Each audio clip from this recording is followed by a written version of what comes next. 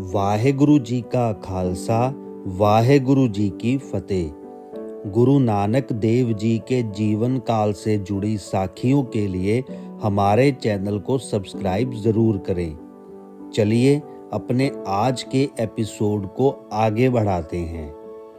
आज की साखी में हम बात करने वाले हैं कि अगर अकाल पुरख का नाम इंसान मन में बसा ले तो कैसे वो उसकी मुश्किलों को आसान कर देता है। ये साखी अटक दरिया के पास की है, जहाँ एक बूढ़ी माता अटक दरिया के पार रहती थी। वो संतों और महापुरुषों की सेवा भावना रखने वाली औरत थी। जब भी उसे कोई महात्मा मिलता तो वो उसे भोजन, जल, पानी आदि से सेवा करके अपने कर्म सुधारने में भरोसा रखती थी। इसी तरह से सेवा करते हुए उसे बहुत समय हो गया था।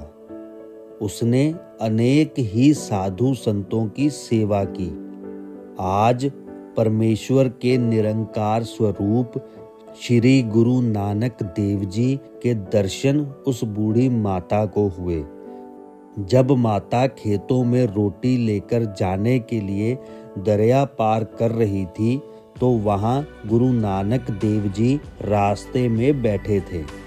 माता ने गुरु नानक देव जी को देखकर उन्हें नमस्कार की और भोजन सेवन करने के लिए विनती की।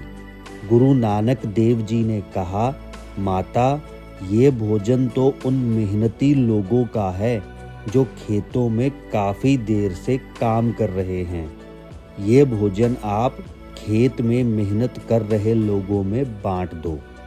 ये सुनकर माता ने विनती की, महाराज, मैं आपका वचन मानती हूँ, लेकिन मेरी इच्छा है कि मैं आपको भोजन जरूर करवाऊँ। एक दिन वो भोजन तैयार करके गुरु नानक देव जी के लिए ले आई।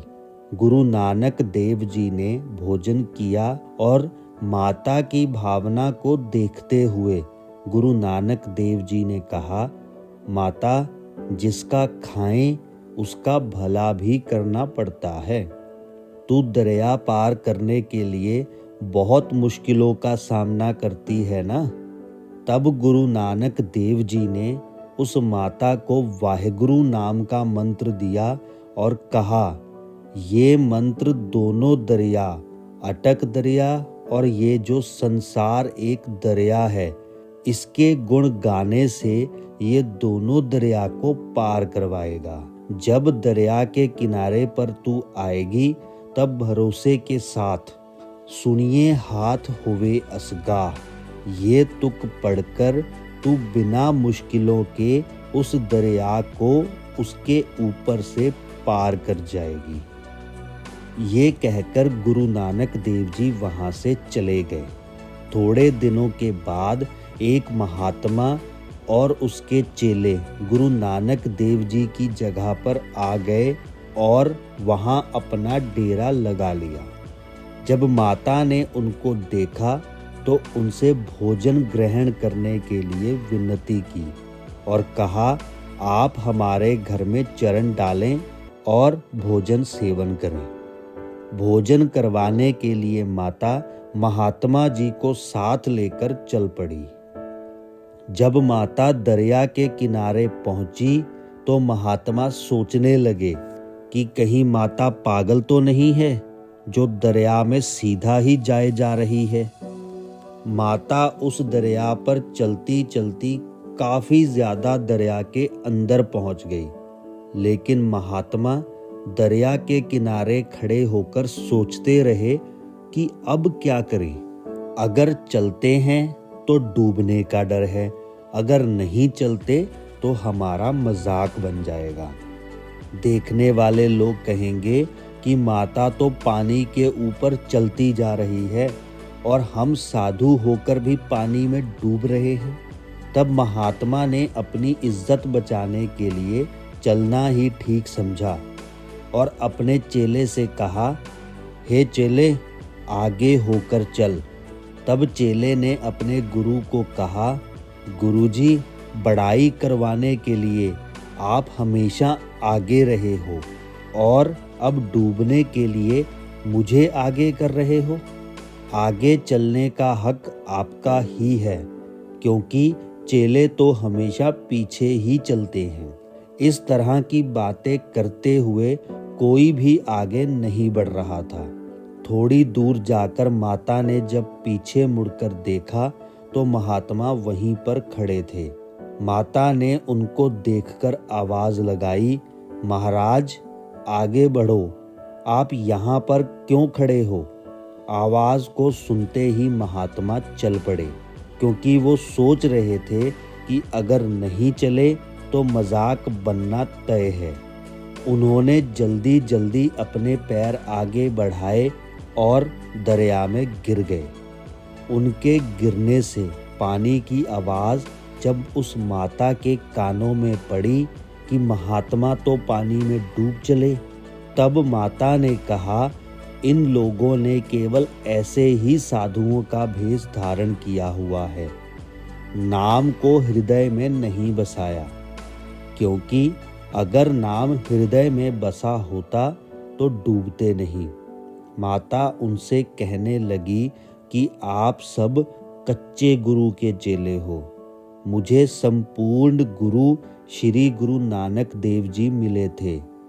और वो कहने लगी, मैं एक औरत हूँ और परिवार के साथ रहती हूँ, फिर भी मैंने मेरे गुरु के नाम को मेरे हृदय में बसा रखा है, जिस नाम के प्रताप से मैं हर रोज इस दरिया को पार करती हूँ।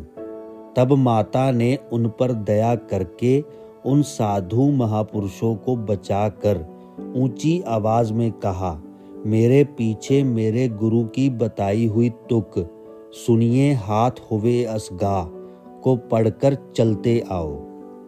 इतना कहने की देर थी कि गुरु और चेला बच गए और बाहर आकर कहने लगे, माता ये क्या तमाशा बना रखा है, तूने तो हमें डुबा देना था।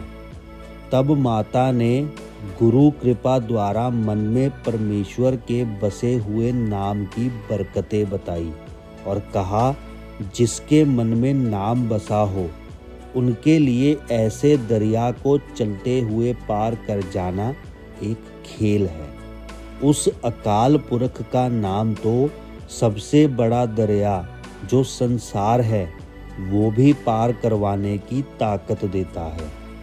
तब उस महात्मा और उसके चेले ने माता को माथा टेका और कहा, माता तू धन्य है, असली साधु तो तू है, हम तो केवल लिबास मात्र के साधु हैं। इसलिए गुरु नानक देव जी फरमान करते हैं, जिसमन बसया तरया सोए, जिसका मतलब है जिसके मन में नाम बस गया हो वो सदा के लिए इस संसार रूप समुद्र से भवसागर को पार कर जाएगा। इस साखी से हमें ये स्पष्ट हो जाता है कि जिसके मन में वाहेगुरु का नाम बसा है वही इस भवसागर को पार कर पाया है। फिर भले ही वो दरिया हो या संसार रूप समुद्र हो, गुरु जिस पर मेहरबान हुआ है उसने अपने अंदर से हर किस्म का भय और हर किस्म के भ्रम को मार दिया है। हमारे हृदय में अंधकार छाया हुआ है, उसको केवल अकाल पुरख ही दूर कर सकता है। गुरु नानक देव जी फरमान करते हैं कि जिसको साधुओं की संगत और सेवा प्राप्त हुई हो उसने अपना जन्म और मृत्यु दोनों को संवार लिया है। अगर आपको इस वीडियो से कुछ सीखने को मिला हो तो वीडियो को लाइक और कमेंट करें। साथ ही इस वीडियो को ज़्यादा से ज़्यादा शेयर करें। इसी तरह के और वीडियोस के लिए हमारे चैनल को सब्सक्राइब ज़रूर करें। वाहेगुरु जी का खालसा, वाहेगुरु जी की फतेह।